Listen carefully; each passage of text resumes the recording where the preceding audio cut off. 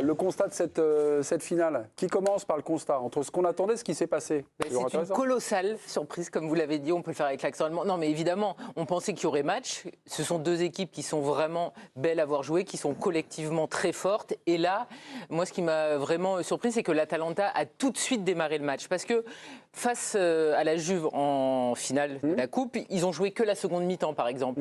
On a vu face à Marseille, le premier match aller, c'était pas un match très abouti. Et ils sont montés en puissance lors du match retour. Là, dès le début, ils ont vraiment entamé cette finale comme il le fallait, comme une grande équipe qui s'est gagnée, alors que ce n'est pas le cas. Ils ont complètement étouffé le Bayern. Le Bayern, ils ont deux hommes forts. Xhaka et Wirtz, on les a absolument pas vus. Donc je trouve ça bluffant que dans ces proportions-là, ils aient gêné le Bayer Leverkusen. Et en plus, le fait qu'ils stoppent cette série d'invincibilité, c'est colossal. Dans cette proportion-là, c'est exactement ce que nous a dit, mais juste au début, comme ça, on était à l'heure de l'apéritif, vous n'avez pas tout donné comme ça, évidemment, vous vous laissez désirer, mais qu'est-ce qui vous a surpris? Qu'est-ce que vous n'avez pas fondamentalement reconnu dans le jeu du Bayer Leverkusen ou voilà? Non, je ne m'attendais pas à ce que l'Atalanta étouffe autant le Bayern, parce que le Bayern est capable d'enflammer des matchs, de retourner des situations, de mettre un tempo de fou, et en fait, j'ai l'impression que c'est l'Atalanta qui a vraiment géré le match comme il le voulait, en mettant un pressing hyper haut, en empêchant, on l'avait vu contre Marseille par à-coup. Au match retour surtout. Oui, au match retour surtout, mais même à la première mi-temps du match aller, moi je trouvais qu'ils avaient fait un gros pressing. Après en deuxième mi-temps, ils avaient physiquement peut-être un peu baissé, mais là sur l'ensemble du match, ils les ont pressés très haut, ils ont défendu comme une vraie équipe italienne, je trouve. En faisant des petites fautes quand il fallait, en passant le corps quand il faut, et ils ont empêché le Bayern de pouvoir s'exprimer. Et puis après, il y a Lookman qui a fait la différence, mais je trouve que collectivement, moi je m'attendais à un vrai combat entre les deux équipes, qui de temps en temps une qui prend le dessus sur l'autre. Mais là, il y a eu l'Atalanta qui a vraiment dominé de la tête et des épaules. La surprise, c'est qu'il n'y a pas eu de combat en fait. Ouais, c'est un peu ça, ouais. Tu t'attends quand même à ce match-là où on a tous pronostiqué des 3-2, des 3-3, des 2-2. Et en fin de compte, il n'y a pas eu de suspense, quoi. Il n'y a pas eu de match. En fait, la surprise, c'est qu'il n'y a pas eu de match. Après que l'Atalanta gagne 2-1, 1-0, 88e, machin, le truc. Mais de se faire marcher dessus comme ça, je pense qu'on n'est pas beaucoup à l'avoir vu venir. Et j'ai pas vu tous les matchs du Bayern cette saison, mais j'ai pas le souvenir de les avoir vu se faire marcher dessus pendant 1h30 comme ça. Ils ont eu des périodes sur les matchs où pendant 20-25 minutes, ils se faisaient un peu bouger, mais 1h30, ne pas combattre dans l'attitude, tactiquement, même techniquement, c'était pas juste. Enfin, de la première à la dernière minute, l'Atalanta leur a marché dessus. Et la vraie surprise, pour moi, c'est ça. Et je viens de parler du pressing de l'Atalanta. Et en fait, je trouve que dès le début, tu vois pas le pressing que Leverkusen a été capable de faire tout au long de la saison. Le gegenpressing. Ouais, le fameux contre-pressing. Ah mais là, celui-là, il faudrait qu'on me l'explique un jour. Je ne sais pas ce que ça veut dire, Gegen. De bloquer le jeu sur les côtés, d'étouffer le porteur du ballon, tu l'as pas vu. Et en fait, déjà sur le premier quart d'heure, tu vois qu'ils sont à 2-3 mètres du porteur du ballon et qu'il n'y a pas ce pressing. Et les 5 premières minutes en seconde période, alors que Lookman a déjà mis un doublé et que tu le vois débouler sur le côté gauche très facilement, ils sont loin des joueurs. Ils sont à 3-4 mètres. Facile. Je ne sais pas si c'est psychologique, si c'est physique sur cette fin de saison, je ne sais pas. Mais en tout cas, il y a vraiment de grandes séquences où tu les reconnais pas. Le gegenpressing vient du technicien de Leipzig, Karl Gegen, qui a mis cette... Non, c'était son pressing. Son pressing. Non, ça commençait bien. Ouais. En 1932. Il ne fait rien du football. Non, mais je comprends un pressing, mais un gegenpressing, je comprends pas. Oui, non, mais en fait, c'est le comportement de l'équipe à la perte de balle. Ouais, à la perte de balle, en fait, c'est un pressing. Oui. D'accord. Donc, c'est pas un gegenpressing. Ça, c'est Turel qui l'a sorti, puis tout le monde répète, quoi. Oui. J'aimerais bien qu'un jour, lui, me l'explique, parce que c'est vrai que la première fois que je l'ai entendu, c'est lui qui l'a sorti. Mais moi, c'est une perte de balle, c'est un pressing, en fait. Il y a pas de... Sinon, c'est le mec qui presse et que l'autre represse derrière. Donc, j'ai vraiment but. C'est récupéré quand tu perds, en fait. Oui, quand tu perds le ballon, tu presses de suite. C'est un pressing. On n'a pas l'occasion de croiser tous les jours Thomas Turel, mais si on le croise... je lui demanderai un jour si je le croise. En allemand. Oui, mais il parle très bien français. Il parle plutôt français. Oui, de toute façon, il parle pas allemand. Il parle moins bien français que moi je parle allemand. Ça, on reconnaît. Mais... on a laissé sur le bord de la route notre biker, Philippe Sansfourche. Oui, Le meilleur pour la fin. Je suis très bons arguments de tout le monde. Et non, bah oui, d'accord. Sur la petite synthèse, c'est toujours d'accord avec le par les constat. regarder. Moi, la vraie surprise, effectivement, là, c'est ce qu'on développait depuis quelques instants, c'est surtout l'absence totale de réaction de cette équipe de Leverkusen, parce que ça a été quand même une de ses forces tout au long de l'année, c'est d'être capable, même quand elle était menée ou en difficulté, de trouver des ressources. Là, on n'a rien vu. On a vu, même, je trouve, les attitudes de Xabi Alonso. Bon, déjà, on pourra aussi, et c'est toujours facile de refaire après. C'est quoi l'attitude de Xabi Alonso ? Je l'ai trouvé assez vite abattu. Ah ouais ? Je l'ai trouvé assez vite abattu. Parce que quand il gagne ou quand il revient, machin, le mec est calme. Le mec oui, non, mais d'accord. Non, mais... La sérénité, le calme, tout ça, on est d'accord. Oui, là, vous voyez, le maître zen. Bon, à mon avis, il est parti sur finalement une stratégie. D'un côté, l'Atalanta est parti avec une compo très offensive. Là, il avait décidé, Xabi Alonso, de laisser des joueurs comme Boniface ou Schick sur le banc d'entrée. Bon, après, c'est toujours facile a posteriori de dire que c'était pas forcément la meilleure solution. Henrich qui rentre à la fin. Oui. Mais ça vient tard. Après, on a deux équipes qui sont pas habituées à jouer à ce niveau-là. Donc la gestion de l'événement, il était possible qu'il y en ait une des deux qui passe au travers. Leverkusen. Jouer les finales, tiens, ça sera un thème pour vous. Leverkusen, c'est quand même une équipe en Allemagne qui a ce poids d'être toujours l'équipe qui perd à la fin. Je pensais qu'ils allaient se libérer avec le titre, on pouvait le penser. Mais là, en plus, cette histoire de record absolu, là, elle peut être rajoutée encore un peu de pression supplémentaire. Et ils sont arrivés avec une étiquette d'archi-favori sur une finale, alors qu'ils n'en ont jamais gagné. Donc il y a un côté... et à côté de ça, il y avait l'Atalanta qui, effectivement, avait, depuis une semaine, l'expérience d'une finale perdue contre la Juve. Et tu sens qu'ils se sont imprégnés de tout ce qui s'était passé sur le match d'il y a une semaine pour se dire, celle-là, on y va et on regrette rien. Pourquoi ils étaient archi-favoris sur la finale. Ils étaient favoris, c'est la première finale de l'Atalanta, en plus. Ouais, ils étaient archi, peut-être pas. Enfin, ils avaient les faveurs quand même de... Ouais, mais moi, je trouve que le Bayern, l'Atalanta, on en parle peu. Mais moi, sur les deux matchs contre Marseille, j'ai trouvé très costaud. Collé 3-0 à Liverpool. Ils ont mis 3-0 à Liverpool avec la compo quand même de Klopp. Mais pourquoi il avait changé toute l'équipe? Non, il en avait changé bien fait tourner quand même pas mal. Et il avait peut-être un peu pris par-dessus la jambe le match aller. Mais après, l'Atalanta reste une très belle équipe. Cette obsession de il a tapé 3-0 Liverpool, c'était pas le Liverpool A. Ok. Vous avez fait allemand première langue, vous avez joué au Werder. Qu'est-ce qu'on dit sur Bayer Leverkusen? Parce qu'il y avait, on a la fameuse saison 2000 où ils peuvent tout gagner, pas que finalement 2002, ils perdent tout. C'est le magnifique loser. C'était la réputation, vraiment, comme dit Philippe, ils avaient ce poids-là. Et tout le monde a dit, quand Xabi Alonso a réussi à faire cette saison-là et à gagner le titre et à ne pas perdre jusqu'à ce soir, c'était ça y est, enfin on est relâché d'un truc. Mais sur les dernières semaines, sur les derniers matchs, ils n'ont pas perdu, mais ils sont allés chercher des résultats à l'arraché sur les dernières minutes en étant menés par 2 buts. Donc peut-être il y a eu un peu un relâchement qui finalement ce soir il le paye. Mais après c'est aussi difficile quand tu es champion, je crois 5 journées de la fin, de garder un rythme comme celui-là. On ne l'a pas vu contre Rome, parce qu'ils ont fait deux gros matchs, mais c'est vrai que ce soir, moi, je n'ai pas reconnu cette équipe.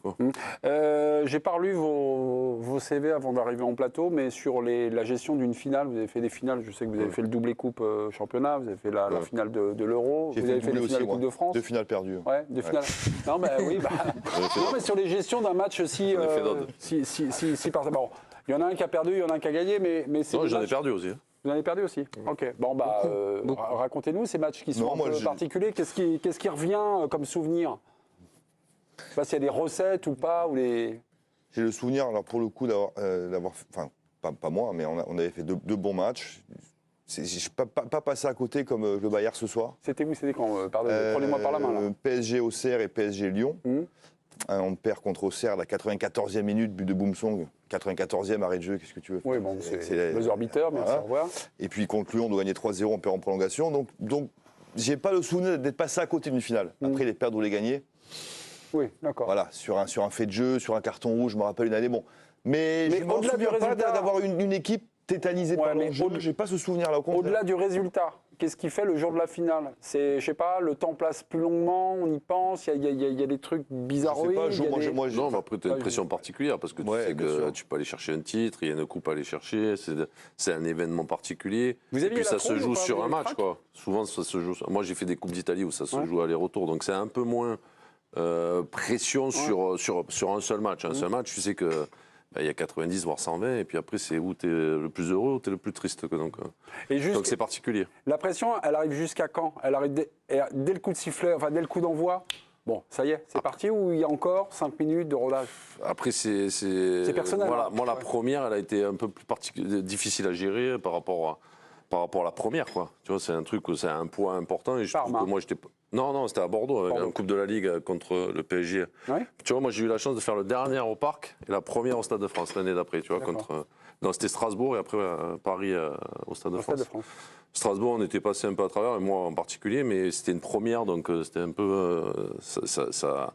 Ça t'atteint psychologiquement sans que tu t'en rendes compte, mais tu t'en rends compte que tu es stressé, tout ça. Et après la deuxième au Parc, au Stade de France. T'as pas le souvenir d'une journée super longue jusqu'à ce que le match commence? Ah oui, après c'est horrible. Très long. La journée, elle est longue, elle est pénible, même l'échauffement. À l'époque, on jouait aux cartes, on n'avait pas les PlayStation et compagnie. Ouais, exact. Mais la journée est longue, ouais. Moi, c'est le souvenir le plus présent que j'ai, c'est que la journée, elle est interminable, même jusqu'au coup de sifflet, même l'échauffement, il est interminable. Parce que moi, j'ai cette sensation-là sur les finales. Mais en tant que téléspectateur, hein. Je vous invite pas à mon salut, palmarès. Le match peut être aussi long à attendre sur un match très important au cours de la saison. En quoi la finale, ou si peut-être que toi tu l'as ressenti différemment parce que déjà à l'époque au PSG, t'en joues pas tant que ça. Oui. T'as un peu le poids de l'attente, le poids des échecs d'avant, tu vois. Donc, est-ce que les joueurs du PSG aujourd'hui sont plus habitués à jouer des gros matchs et des finales? Certainement.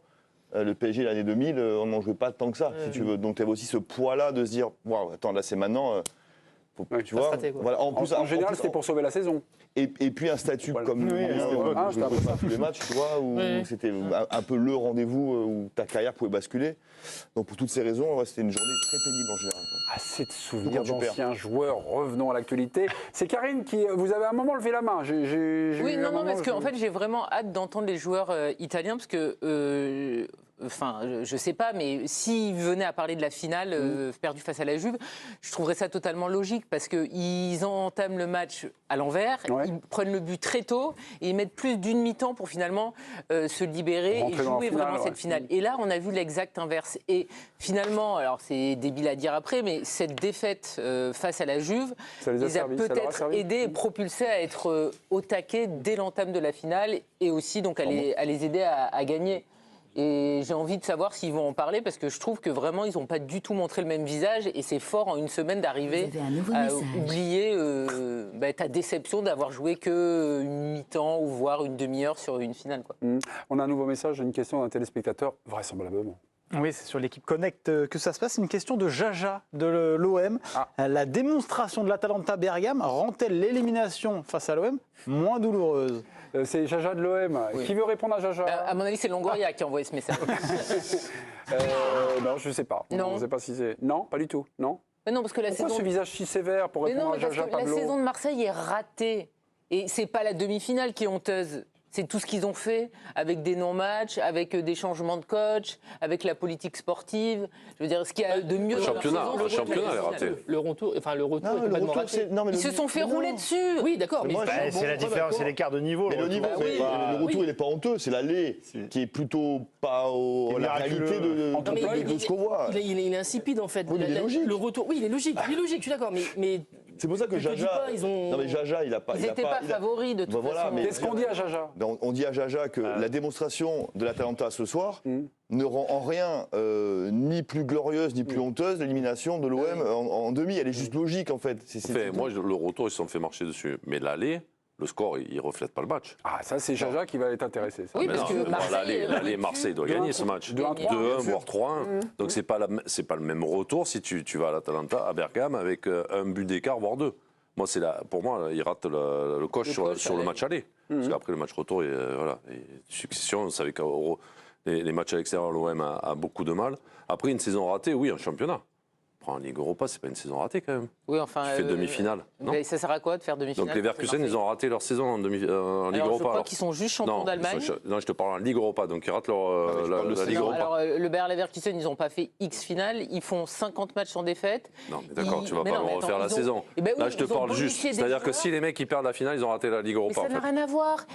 L'OM, pour moi, c'est une saison réussie en Ligue Europa et ratée en championnat. Mais c'est une saison ratée globalement parce que tu finis 8e. Si tu fais des demi-finales de Ligue Europa. Mais nous, on est en France, c'est ça? La Ligue Europa, c'est les petites coupes d'Europe, c'est ça? Celle qu'on a gagnée tant de fois. Non, c'est que là, en fait, tu aurais plutôt le discours d'un demi-finale de Ligue Europa, c'est une saison ratée complètement. Ils ont raté leur mercato, ils ont maltraité certains joueurs, comme Mbemba, comme ça, je suis d'accord. Ils sont 8e de Ligue 1. Mais tu peux pas mettre c'est dramatique. Tu peux pas mettre tout ça en disant que tout est raté. Non, tu fais une demi-finale de Ligue Europa, c'est pas rien quand même. Dans une saison cata. Non, mais la saison, je suis d'accord. Le championnat, c'est raté. Tu fais 8e, c'est pas normal. Elle m'a quitté ta saison en Ligue Europa. Comment? Elle m'a quitté ta saison en Ligue Europa en fait. Ouais, mais c'est pas si mal quand même. Oui. Demi-finale de Ligue Europa, c'est pas, on n'a pas fait ça 200. Ça ne permet pas d'oublier tout le mauvais. Je pense pas. Est-ce qu'on peut juger une saison en la séparant en deux? Ouais, mais bon, tu es obligé de penser qu'il y a eu quand même une demi-finale, non? Oui, bien sûr. Donc c'est pas. Mais donc il y a un bilan. C'est un peu miraculeux qu'il y ait une demi-finale, Johan. Et t'en fais rien. C'est un peu miraculeux, c'est-à-dire qu'en fait, c'est pas comme si on avait vu comme le PSG en fait, on les avait vus faire des matchs comme exceptionnels. Le PSG, c'est miraculeux qu'on arrive en demi. Non mais c'est incomparable. C'est incomparable, c'est pas les mêmes budgets, c'est pas la même dynamique, ça n'a rien à voir. Oui, mais c'est pas la même Coupe d'Europe. Ce que tu vois de l'OM en Coupe d'Europe, ils ont fait combien de bons matchs en Coupe d'Europe? De très bons matchs. Les matchs au je sais pas, mais Villarreal, t'en mets 4 quoi. Ce qui marque, le Shakhtar Donetsk, la première de Shakhtar, il est mort. Souvenez-vous, évidemment qu'ils l'ont gagné ce match, il n'y a rien à dire. Mais souvenez-vous que c'était un Villarreal qui était complètement sur les genoux. Non, mais moi, ils avaient pris un virus 5 jours avant, ils avaient la moitié du vestiaire qui avait la gastro. Donc c'est surtout que le Villarreal qu'on a vu à Marseille, c'était pas Villarreal. Et au retour, ils sont pas loin de se faire. Et l'Atalanta qui fait une démonstration ce soir, ils ont failli en prendre 3 au Vélodrome. Donc c'est pas. Avec des faillis, on met Paris en bouteille. Faillis, c'était un minimum pour moi, 2 ou 3. C'était leur 9e demi-finale européenne. Ouais, mais c'est une équipe qui finit 8e du championnat. Donc c'était pas non plus une équipe qui était extraordinaire. C'est-à-dire, moi je trouve que ça, ton discours, c'est le discours. Alors Longoria n'a pas dit ça, mais c'est typiquement le discours d'un mec à Marseille qui veut sauver alors qu'il s'est planté. Ouais. Non, c'est une analyse générale. Parce que là, en fait, on fait une analyse, le championnat 8e, c'est catastrophique, la saison est bidon, tout est nul. Mais parce qu'il y a le contenu de le match, la façon de gérer en championnat, oui. La progression des joueurs qui est quasi nulle. Qui a progressé cette année à l'OM? Mais mes amis, je pense qu'on peut conclure et revenir à nos moutons, parce que là, ça tourne un peu en rond, non? On ne sera pas d'accord. Oui, un petit peu. Non, mais après, ils sont d'accord, pas d'accord. Non,